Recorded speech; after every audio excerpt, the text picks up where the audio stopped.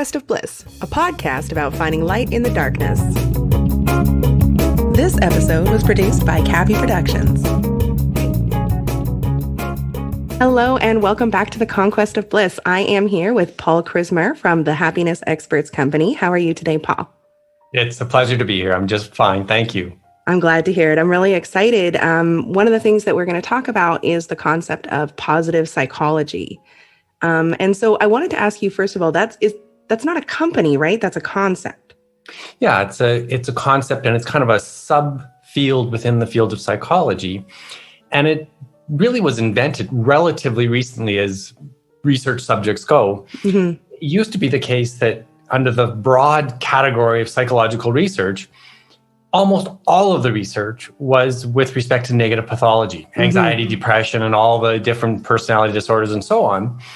And in the late 1990s, a very interesting gentleman, a guy named Martin Seligman, became the president of the American Psychology Association. And he said, haven't we had enough of this, where all we look at is things that are bad? Yeah. And not to say that that isn't a worthwhile subject matter, but wouldn't it be great if we could look at what does it mean for people to be thriving and flourishing, and how do we get more of that? And out of that, positive psychology was born. And now 20 years later, we really have a pretty stunning body of research that tells us what it is to be happy. Yeah, and I do think that that's so important, because it's like we spend a lot of time saying, this is what's wrong, and going from that to, okay, like once we, start working on what's wrong, well, where do we go from there? So I think that, I was going to say, I think it's cool because it fills that gap. Oh, I keep cutting you off. I'm so sorry. No, it's totally okay.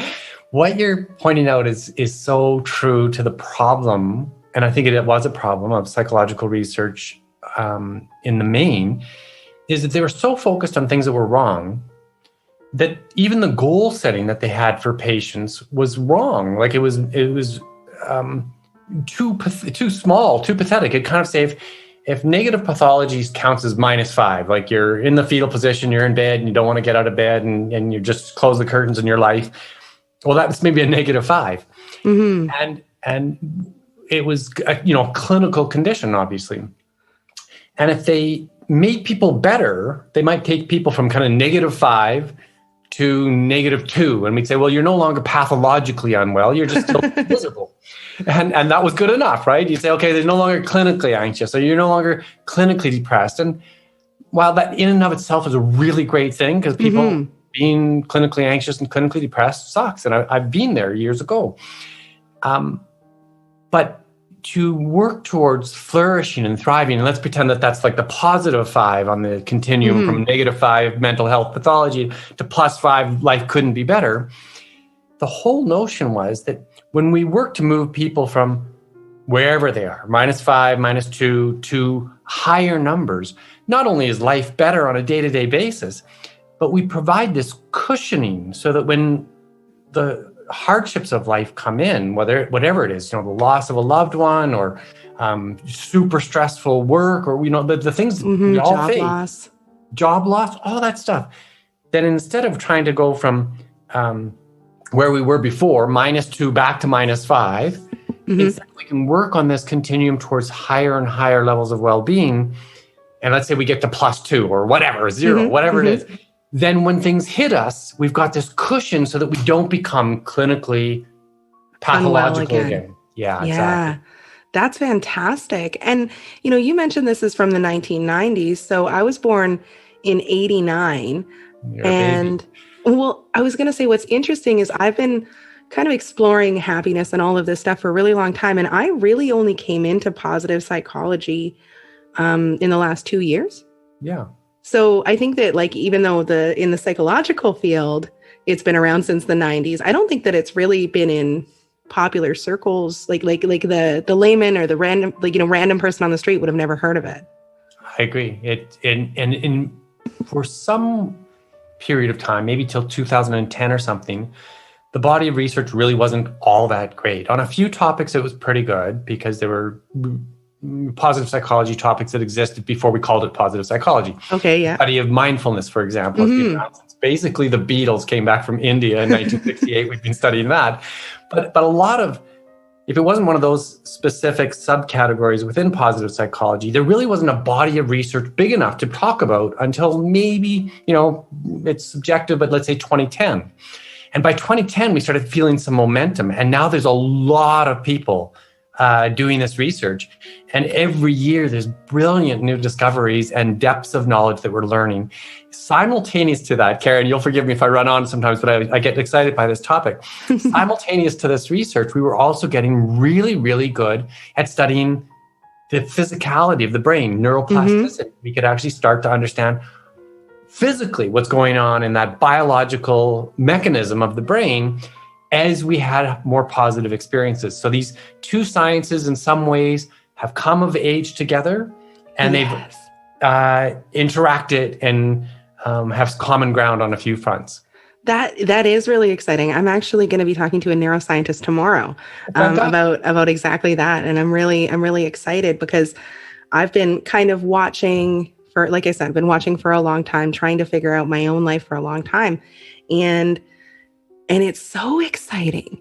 There's new stuff every day that you see and you're like, oh, that makes sense. Like you can finally fit things together.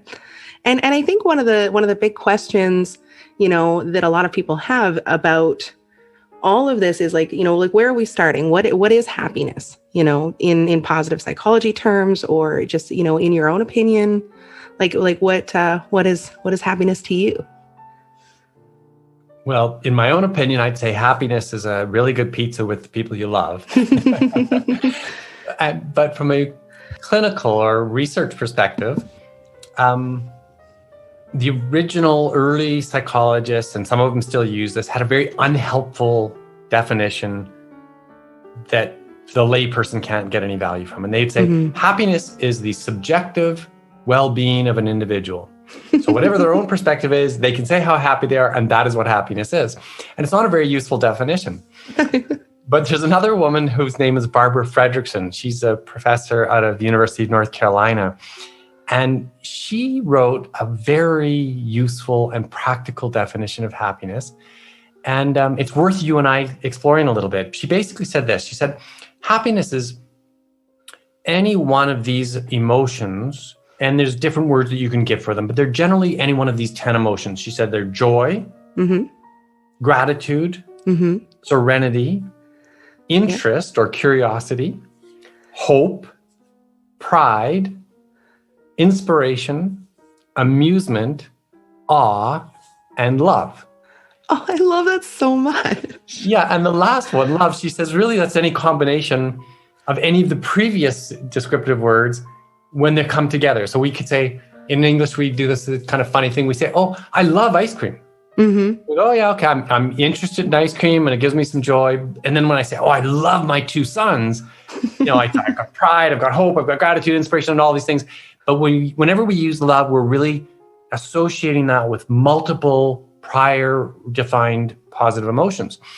And often, and I hope your listeners pick up this part of this conversation, is that in today's age where people are talking about happiness a little bit more, and sometimes there's this sense that, well, you quote unquote should be happy. I hate the word should. Now I've got an additional pressure on me. I mean, life was hard enough already, and now I should feel a certain way.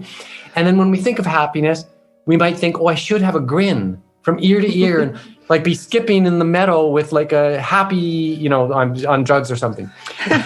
Or a cartoon. Yeah, like a cartoon. Very good. And relatively infrequently do I personally experience that kind of positive emotion. And knowing some of these other words that I described, then we have opportunities to recognize our happiness in other ways. So, for example, one of the ways that you might even note it in this conversation that I really get a lot of positive feelings in my life is through my curiosity. Me too, yes. Yeah, very good. That's why you're doing what you're doing, which is awesome. So you could see me on the couch reading a book, and if you looked at the expression on my face, it would be blank. I'd be turning the pages, and then at some point you might say, hey, Paul, what is it you're reading? And my eyes would brighten up, and I'd say, hey, Kara, I've got this really cool thing I'm reading all about blah, blah, blah. And you would see how my curiosity, my interest was making me happy. And I want your listeners to think about that as I mentioned those words, do you experience gratitude or peacefulness or inspiration or amusement? Do you laugh readily? Or awe, which is that one usually has few words related to it, but you might be standing by a beautiful pond in the forest and go, wow. Yeah, where you're like verklempt. You're so overcome with this sense that you don't even have words for it. Exactly right. And all of those are equally good positive emotions. So when people say, hey, why aren't you happy? Well, if they think you should look like a grinning cartoon all the time to be happy, that's just plain wrong. There's a lot of other ways of experiencing happiness. And for each of us, there's probably some of those emotions are more readily brought into our lives than some others. That totally makes sense. And I think I was just speaking to someone about genetic predisposition to happiness and stuff like that. And I think that plays in too, is a lot of people have this preset definition of what they think happiness means.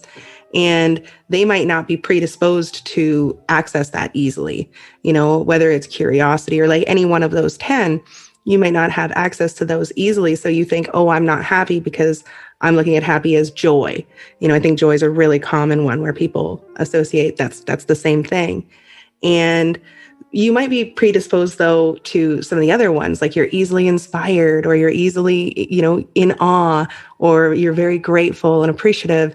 And I think that it's valuable to note that having a different definition and understanding that it encompasses many things can sort of be comforting when you feel like, oh, I am predisposed to be unhappy. Well, no, you're just easier to access other sides of happiness. You said that so well. The science completely supports it. Like, I think probably genetically, I was born curmudgeonly. That's what my genetic history is. And so you'll rarely see a big joyful face on my face. But because I was born in a somewhat intellectual family and I have a kind of agile curiosity, then there are some ways for me to really improve what genetically wasn't a great set for me. But if I apply myself in the areas where more positive emotions are readily acceptable or readily brought into my life, then I can move up that scale from -5 closer to that +5 end of the scale. Oh, yes, that's so perfect. And you've mentioned a couple times now the relationships that you have in your life, and how do you think that our relationships play into that? With so many different dynamics at play, and you meet someone and maybe they're happy in the opposite way, as us. It's a great question. So the positive psychology literature has been making attempts over the last 20 years to look at techniques to improve people's happiness. And we can talk about some of those later on in this conversation. But one of the things that's not very technique-y and almost a prerequisite to any of the other techniques actually working is some level of healthy, happy relationships in our lives. I have a question before you go on. Yeah. Does that include our relationship with ourselves? Well, that's a stumper. I would say we have to have a decent relationship with ourselves too. But that's a separate issue. Okay. I just wanted to clarify. Issue. Okay. No, good. Yeah, I love it. It's beautifully asked. We are 21st century modern human beings living in a technologically advanced, all the knowledge we could possibly ever want to access is like just one Google search away. And we think that sets us apart from past generations. But from the hardwiring in our brains, we are architecturally the same Homo sapiens that existed on Earth 150, 200,000 years ago, pre all of this technology. Many tribes would have not even figured out fire at this point, and yet we've got the same brains. And what that means for us is that we need to really think, why have we evolved the brains that we have? And it may be tempting to say our prefrontal cortexes evolved into these big thinking machines in order for us to master mathematics and complicated language and then, build tools and technology. And all of that's simply not true. Given that we had these brains prior to any significant technology, we can deduce that they mostly evolved to manage complex relationships.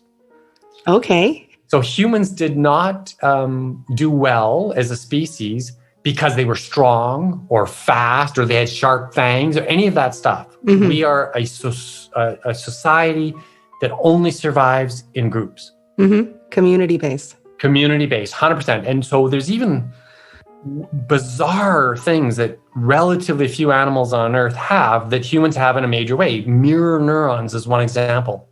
I see you nodding, so I can see you. Your listeners, I know, won't be able to see you, but us. But mirror neurons are these brain cells that literally pick up the emotional expression on your face and then repeat it on my face in 33 milliseconds. That's 33 1,000ths of a second. And so it's this amazing thing that before I can even think about it, if you give me oh, gee, there's something scary in the background look, thank you. Yes, she just did it. I will give that look back to you, and I won't actually have an opportunity to go, I wonder what's going on for Carol. Why is she looking frightened? And, I might interrupt the person I'm hanging with and say, hey, excuse me for just saying, Carol, use your words. What's going on for you? It doesn't happen, right? We are sharing our emotions instantly because it helped us survive. Mm-hmm. It told us when we all looked relaxed that we could all chill out together, digest the food from whatever we foraged in the morning. And then when somebody sees a tiger coming up behind us, someone gives that, oh, shucks look, and we all instantly are ready to fight or flee. Or flight, yeah. Or flee. At the same time, yeah. And so this is happening at a profoundly serious level in all of our lives all the time. They call that emotional contagion, where we're just sharing our emotions almost like we're sharing the air we breathe. Mm-hmm.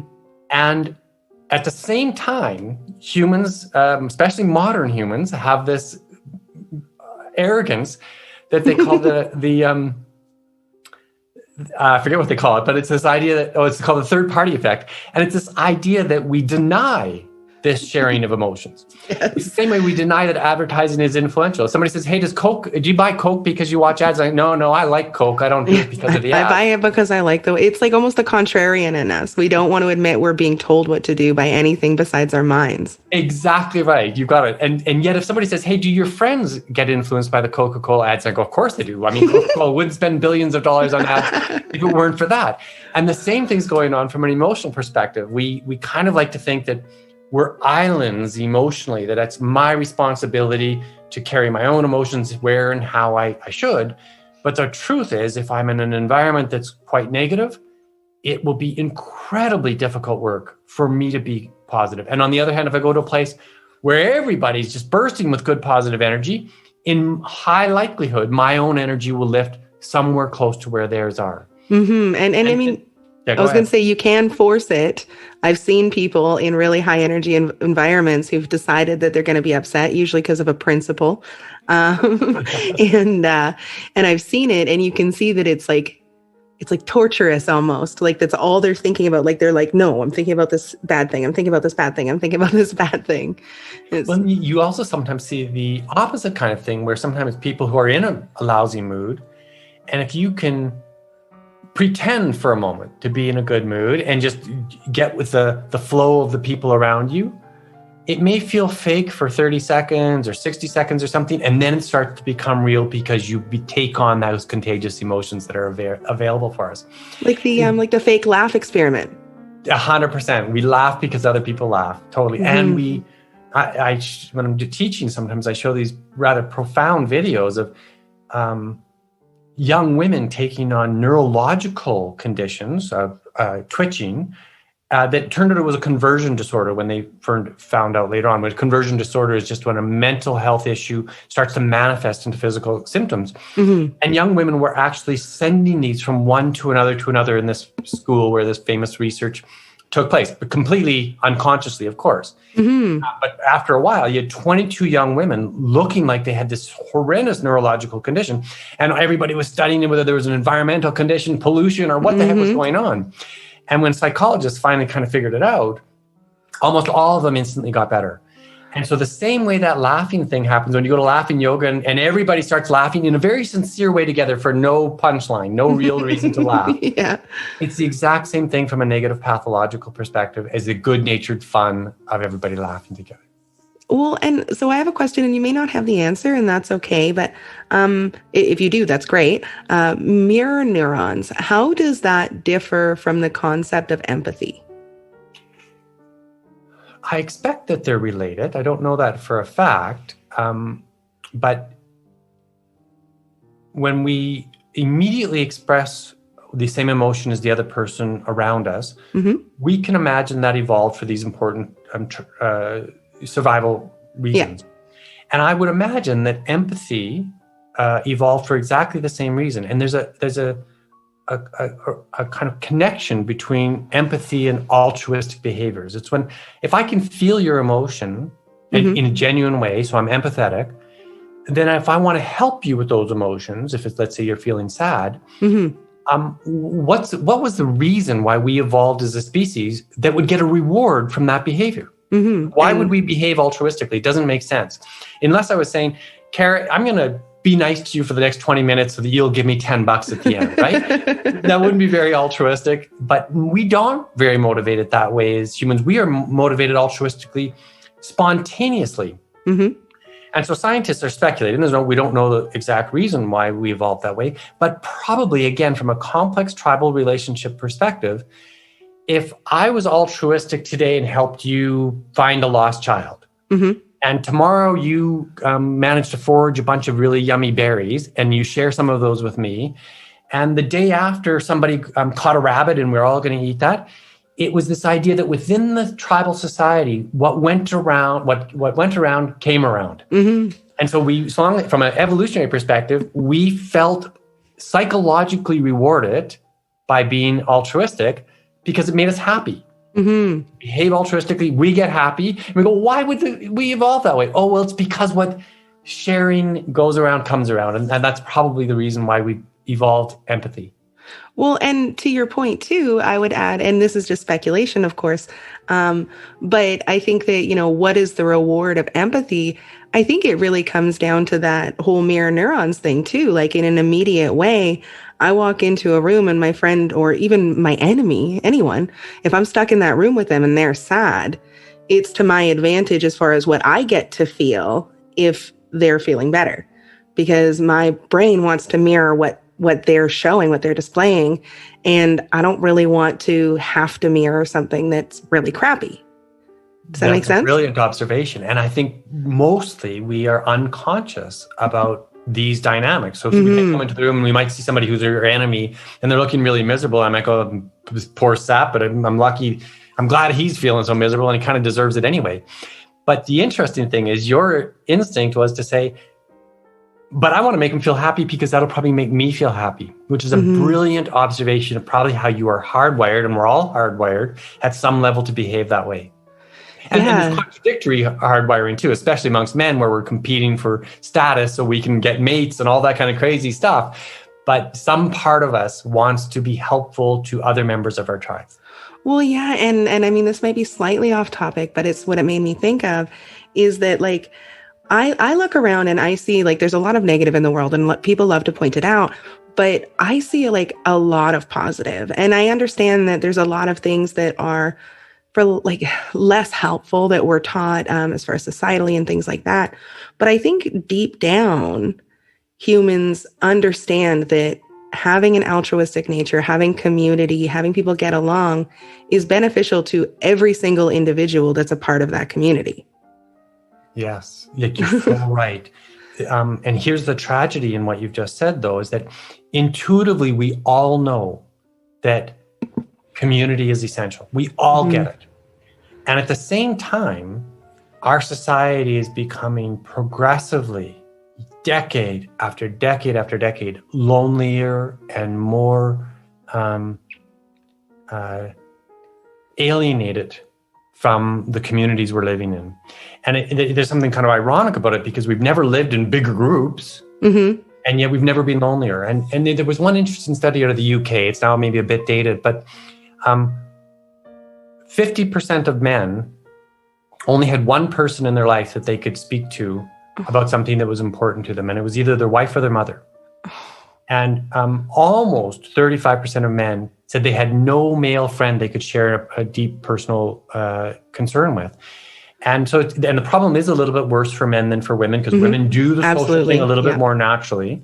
And so there's a profound loneliness and disengagement and cynicism that's come across for a lot of men. But I don't want to pretend that somehow women have it made. We are also, as women are also in society, no longer living in, and when I use the word tribes, I mean, just imagine ancient groups of people living together. Like the dynamic that comes with tribes is what you mean. Yeah, exactly. That's what I mean by tribes. And so we can imagine that most tribes of 100,000 years ago would have consisted of 30 to 100 members, and a big tribe would have been 500 members. And that would be enough people that you could know each and every one of them by name. And each and every one of them, their family connections. And most of us would be kin, brothers, cousins, sisters, aunts, uncles, and all that kind of stuff. And there would be this collective identity that wasn't contrived, or you didn't have to in any way have a social construct that you developed in your brain about it. It was just real. We're in this together. These are my family. We live or die because we're together. Exactly, because we're together. And we don't have that today. And I don't disagree at all about the men having it harder in that particular way. I've observed that myself in a lot of the men in my life. I'm like, oh, did you tell, like my boyfriend, for example, I'm like, oh, did you tell your friend or your coworker or whatever about this thing? And he's like, no. And I was like, what? Like, it's so exciting for you. And he's like, yeah, but I talked to you about it, and it's just like, and I see that so much. And I think a lot of that has to do with the idea that men aren't supposed to be emotional, the idea that anger is the only appropriate emotion for men, which is so crazy to me, but that's a whole other topic. No, it's a good one though. Like, I think men have kind of three acceptable emotions. One is angry, which you totally pointed out. And then the other one that is common and in our modern social sphere is goofy happy, being a bit of a clown. And then the third one, in some socially appropriate situations, is horny. Yeah. Right. And this is way too limited a range of emotions for men. And there's kind of an interesting thing. It's a part of a nature and nurture thing. We know by nature that at very, very young ages, like just weeks out of the womb, little baby girls will make longer eye contact with their adult caregivers. Oh. And they are tuning socially in face to face more readily than little boys do. And by the time they're 4 years old, little girls will very quickly know how to do a tea party, right? And they'll have their little animals, and the one mom or a sister or somebody to come and sit down and do that. And so they're doing this social construct for their play. Whereas little boys, obviously largely driven by nature as much as nurture, maybe more by nature, little boys will do what they call parallel play. So two little 4-year-old boys will both have a toy car, and they'll be driving them around in the room and not really engaging with each other, but they're sharing the play of driving the toy car, that pretend. And now you take that nature and nurture combination and fast forward 20 years in your life, and little girls will have learned a lot of great social skills looking inward at one another. And boys will need activities to do together in order to have friendships. Because if we said, hey, why don't you call up your best buddy from high school and have a chat on the phone? They might do that once a year and go, I don't know what the heck I'm doing that for. But if I were to say, can you go play hockey or baseball or bowling or go work on your cars or whatever, give them activity to do. And men will look not at one another, but at the thing that they're doing and have deep, engaging relationships in that activity. Yeah, that's like, I've never heard it described like that, but that's very, very in line with what I've observed. So like, I think loneliness is one of the big barriers that we have to happiness. Can you think of any other ones that are standout issues that a lot of people are facing before we get to, maybe talking about some of the techniques around those? The one kind of blanket barrier to happiness, besides the breakdown in good, healthy social relationships that we just talked about, but the other major one to think about is what I'm going to call materialism. Okay. And by that, I don't just mean the desire to possess more stuff, although that is part of it too. We live in a society where, you're a relatively young woman, you're in your 30s, early 30s. I can forget what statistic it would be, but the number of advertisements that you confront daily that have a basic function, the way that advertising essentially works is to say, Kara, there's something wrong with your life, and we are the remedy for it. So come and spend money create a sense of lack. Yeah, give you a sense of lack. and that we're the fix. And in weird little ways, they do satisfy us. At the time when I first get the new pair of sneakers, I'm a little happier. And 2 weeks later, they're collecting dust or getting dirty in the closet. And I have no emotional connection to them any more than any other pair of sneakers. Mm-hmm. And so we get in this addiction to consuming that is 100% of every day we live being fed by lies and advertising saying you need to consume more. Mm-hmm.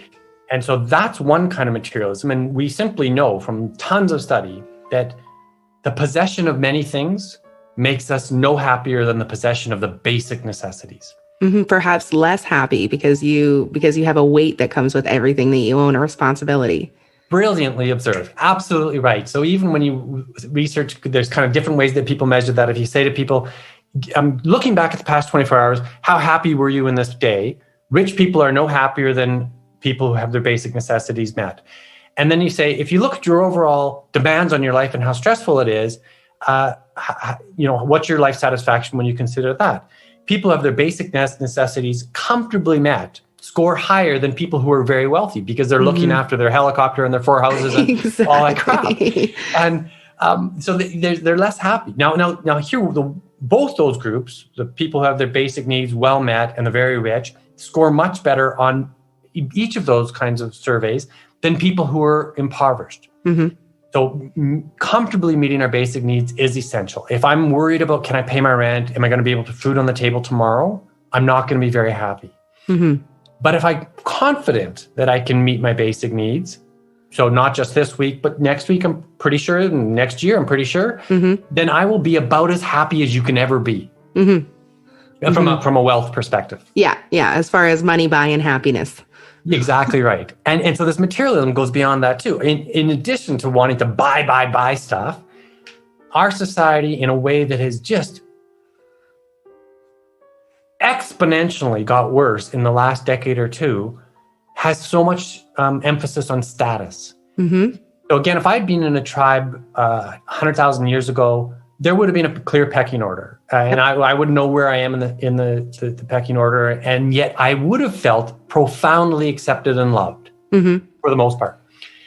And today, you look at, and I think in particular of young women, the social media environment they're in, where not only do you have to keep up with Taylor Swift and I don't know who else is famous these days, Kim Kardashian and all these women who are amazingly talented or just ridiculously sexy in disproportionate, unrealistic ways.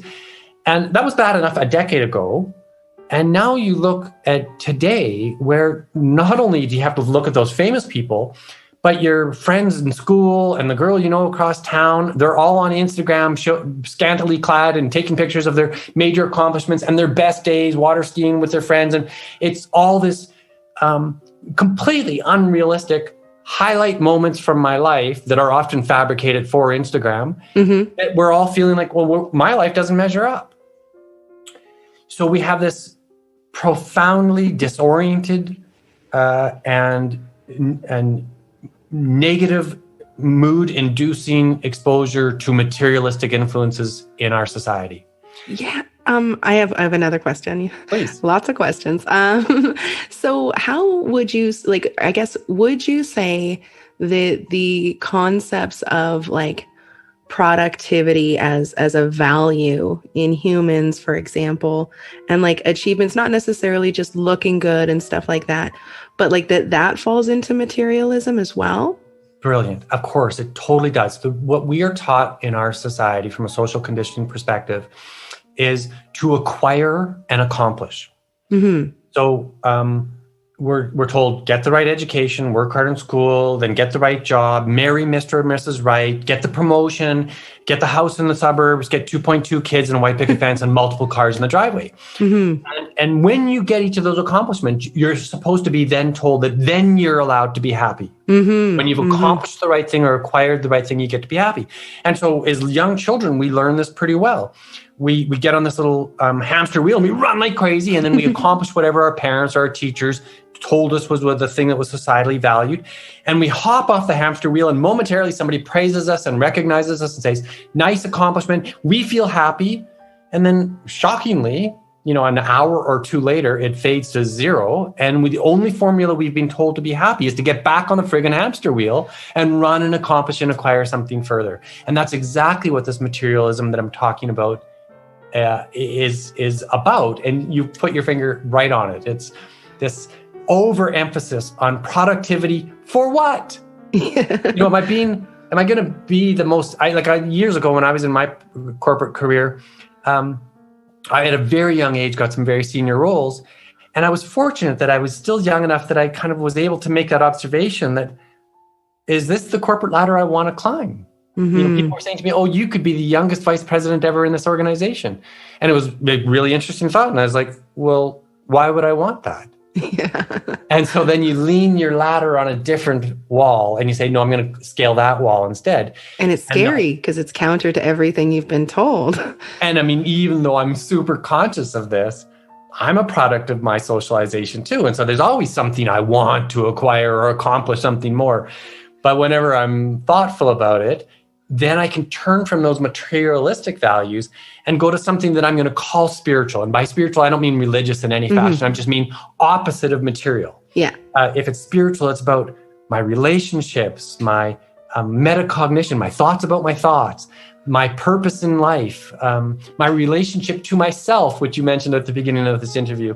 And so as soon as I start looking at those things, there's indeed way more opportunity for me to get long-lasting,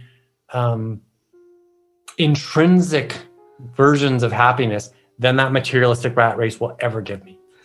That is very, very true. And I, as much as anyone, am, trying to figure out my way through that materialism, because I actually find, just kind of to your point, is that eschewing materialism in the sense of actual material goods is surprisingly easy. You do I can't remember her name, but the whole, does it spark joy? Yeah. Marie Kondo, and it's a process it's not necessarily that it's easier, but it's very well laid out. There's a lot of very clear instructions on how to let go of material goods. What there isn't is clear instruction, and hopefully, people unpack it more and more and it becomes clearer. But, of letting go of the idea of productivity. Like, I know a hack, quote unquote, that I use is I tell myself, sometimes the most productive thing you can do is rest.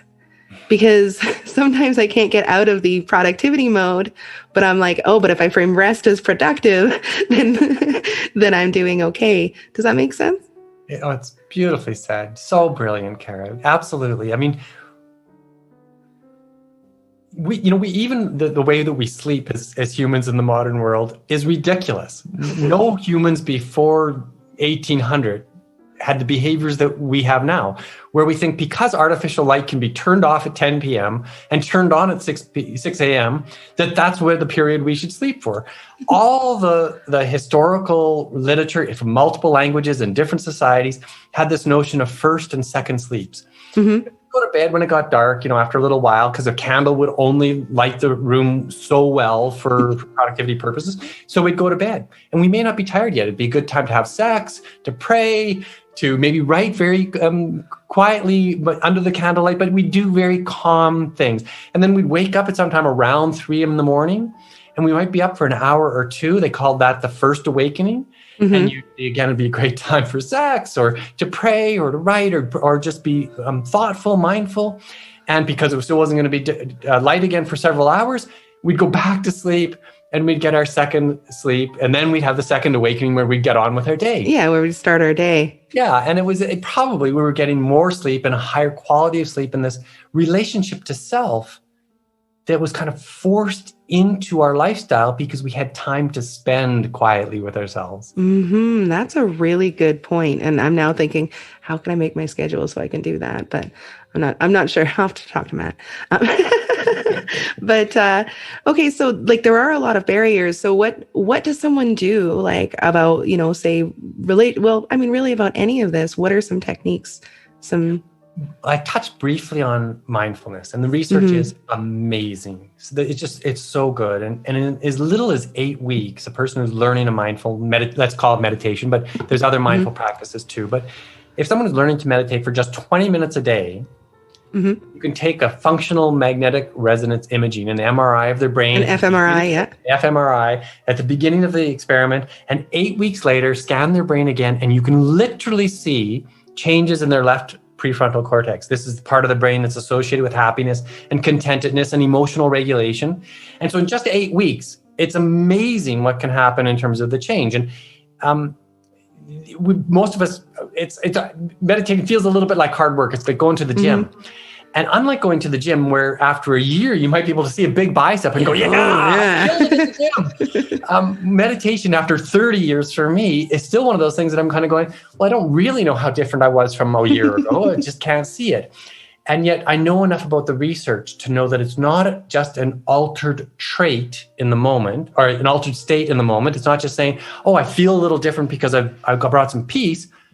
It's that I've actually got an altered trait. I'm a different human being after weeks and months and years of meditation, and a healthier human being with all kinds of advantages like prolonged task focus, a better physical health, better relationships, even a better sex life. We know the research shows. Like, so there's just this huge array of benefits from mindfulness. So that's one technique, and I would encourage your listeners to pick up some kind of mindfulness practice. And I think that you said something that I just want to reiterate, because I think it's really important, is that even though we can't necessarily do a one-to-one comparison like we can with before and after pictures, the changes that I've seen in my life from mindfulness, and most of the people I've talked to about it's less about what has changed sort of internally and more about what's changed externally and how you interact with the relationships to different things that you have in your life. And that's where you see that evidence.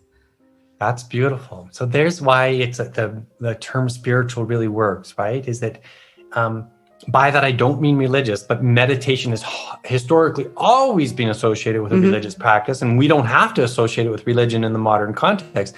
But we can clearly see that it's changing our relationships to our external world. And simply by practicing mindfulness, I would think that minimalism and a less materialistic life comes more readily. We're more self-aware. Yeah, I'm more aware that like, oh, this second coffee pot that I have is really just stressing me out, and I can get rid of that. And then I have that much less stress. I might have a coffee pot that I need to get rid of. So what are some other techniques that spring to mind for you? Mindfulness is obviously very good. Very good. There's a really interesting concept called flow, or being in the zone. And the lead researcher is a guy named Mihaly Csikszentmihalyi. And he wrote a book called Flow, The Optimal Psychology of Wellbeing. And he basically broke down what flow is. And we all know what it kind of feels like. Like, you know, athletes often are associated with this, where you say, oh, I'm skating down the right wing. I've got the puck on my stick, and I'm just totally in the moment. And then somebody yells over the bench, hey, Paul, how are you doing? And I would go, well, I'd probably lose the puck up my stick and look, and I'd be angry at the person, right? I'd break my state of flow. And we get flow in all kinds of places in our life besides athletics. Even you and I, Karen, I can tell in this conversation, the way that we're making eye contact through Zoom, we're both in a state of flow. We're highly engaged. We aren't thinking about our next things that we have to do on our list. We're not worried about our hunger or our thirst or whether we have to go to the bathroom. We just kind of, time changes. We're fully present with the activity we're doing. And usually there's some kind of balancing act between the demand of the task and the skills that we've got. So if I was playing hockey with 4-year-olds, it wouldn't be very, very flow exercisey. I'd skate around them like pylons and no big deal. I wouldn't be in flow. And if the NHL players were playing hockey against me, I wouldn't be in flow either. They'd be crushing me. So it's that right balance of skill and the demand, this concentration we've got, single-mindedness, where we lose track of time, And whenever we're there and whatever we're doing, might be a conversation. We find that art is a good example. We know from research that there's more flow moments for most people in their occupations than in their private life, than in their home life, which is really concerning. It says that what we're doing in our home lives aren't as good for us as they, quote unquote, could and should be.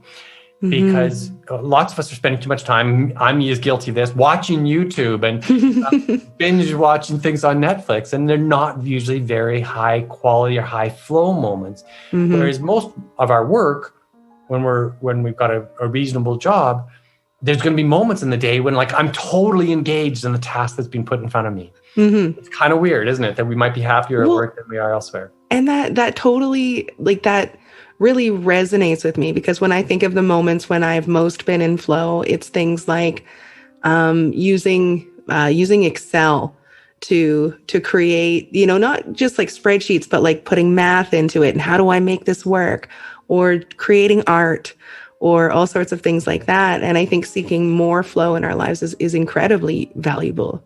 Right. So the things that we know bring us flow, do more of that. And if you're not so sure where you get your flow, it's a good idea to look at your areas of your strengths, because usually the things that we're naturally good at, we got good at them because they brought us flow long ago.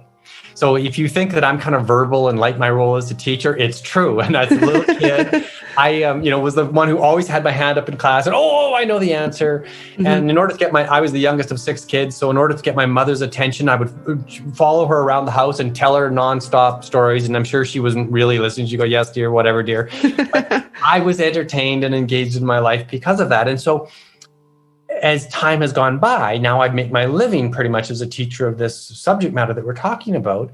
And I'm good at it. I know I am. And so to work in areas that you know you're strong at, you're going to find that you're in more flow there than in other places. So it's a good examination to say, hey, what were the moments when I felt great in life, when I really had a success that really has lasted with me and I'm proud of?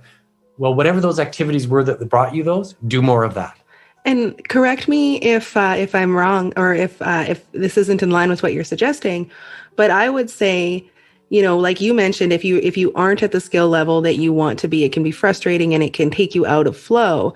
But if it's something that you have a lot of passion about, or are passionate about, I know how to use words, I swear, then take the time to like really give it a chance. Like if you enjoy drawing, but you get frustrated, maybe take 5 minutes every day to draw. And in a month, if you're still not feeling the flow, like, I mean, maybe this doesn't line up with what you're saying, but to me, that's something. Well, I think what you are saying does fit with positive psychology really well in terms of habit formation. So a lot of the time we have this fixed mindset about our lives. I'm good or bad at this. I'm not a good artist, and so therefore I don't draw.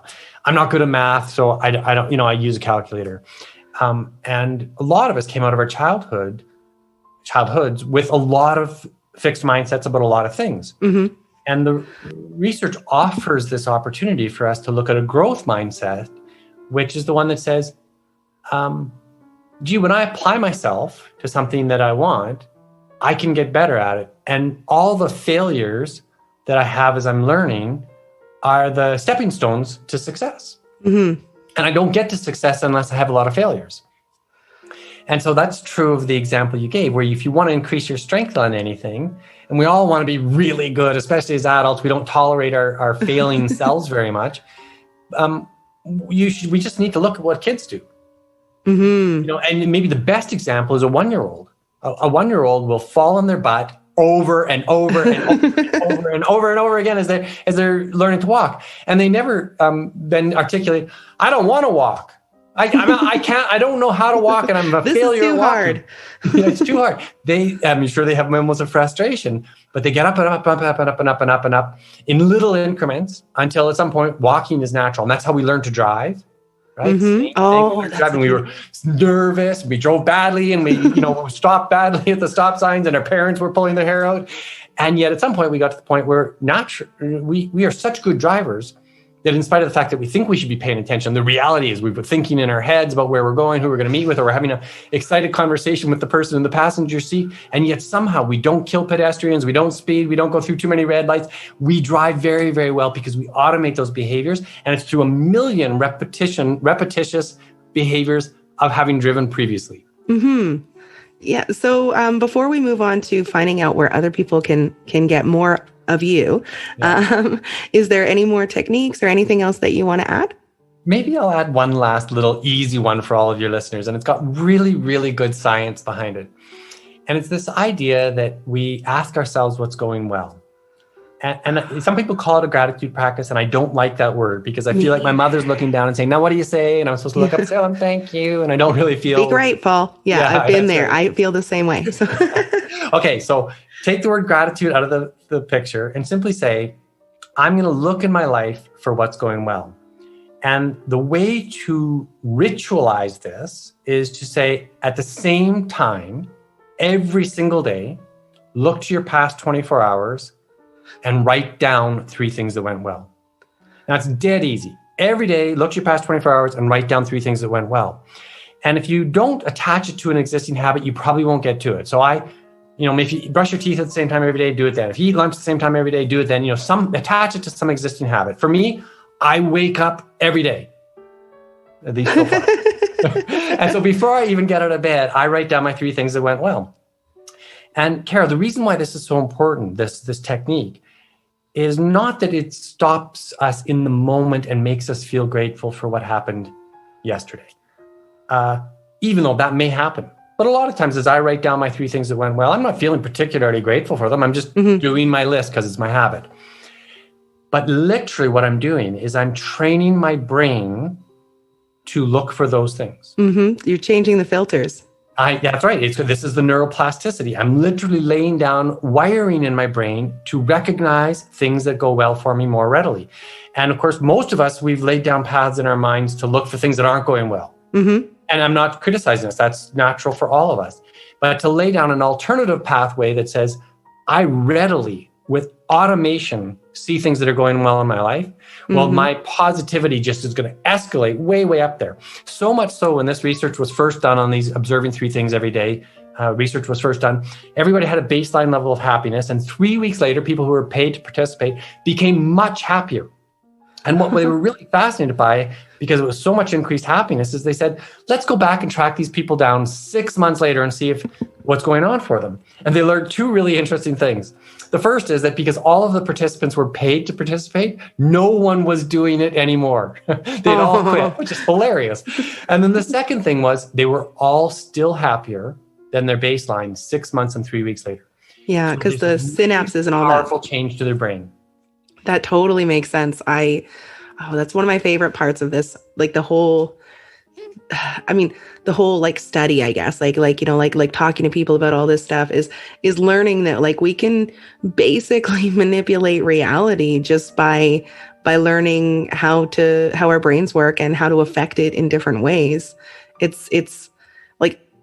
It's like a hair short of magic. It's so cool. And you are not wrong when you say you're manipulating reality, because our reality is nothing other than our perceptions.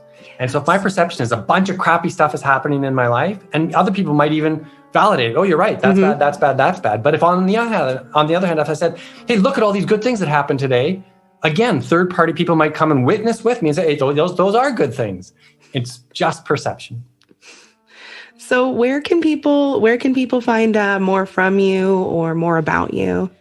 I have 2 websites. The one that's mostly helping people who are individuals is called happinessexperts.ca. I'm Canadian, so it's a suffix that ends .ca, happinessexperts.ca. And my commercial work for corporate entities and conferences and stuff like that is paulkrismer.com.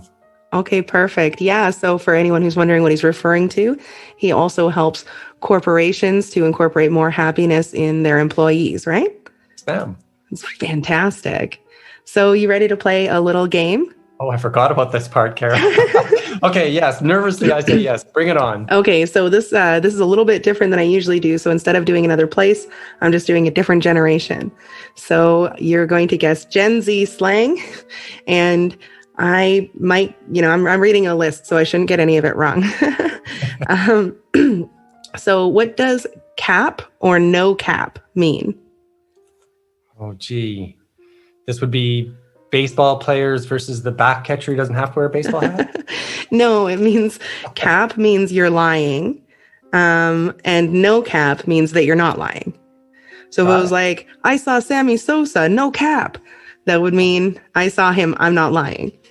Awesome. Okay. I really appreciate you putting it in context for me too. Thank you. What does dummy thick mean? Well, thick is these voluptuous, curvy women. Dummy thick. I don't know, and I don't want to say anything inappropriate. Well, it's essentially, extra thick. Okay. So saw this girl on Insta. She was dummy thick. Dummy thick. Got it. Thanks for helping me out with this. What does fire mean? Fire. Got me on that one, Kara. It means very cool. So if you put out a music video, I might say, that shit's fire. That shit's fire. Got it. Okay. And if you see the fire emoji online, that's almost always what it means. This is great. Okay. What does dead mean? I think you mean it in some context other than the traditional one. Yeah. I have no idea. What does dead mean? It means laughing so hard I died. So if you see the little skull and crossbones emoji, that means that they think something's funny. So, Carrie, you wouldn't believe what a good service this is to me. I have two young men, sons, 19 and 22, and they communicate via emoji some of the time. I'm going to decode it after all.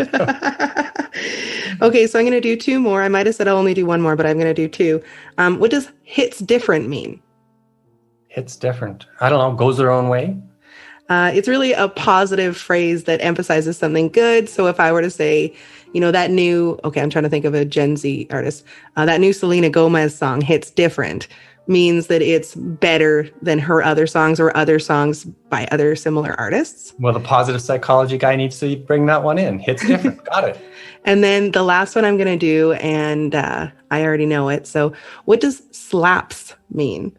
Slaps. I've actually seen that one. I think I should know it, but I don't. It is a descriptor for a good song. So if someone says that song slaps, they also might say it's a bop.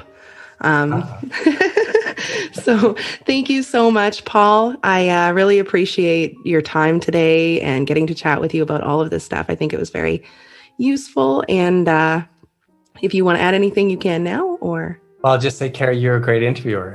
If the things that you picked up on what I was saying was always so in keeping with where we were going with the conversation. It was a pleasure to be here. Lots of fun. Thank you so much. And to my audience, I love you. Bye.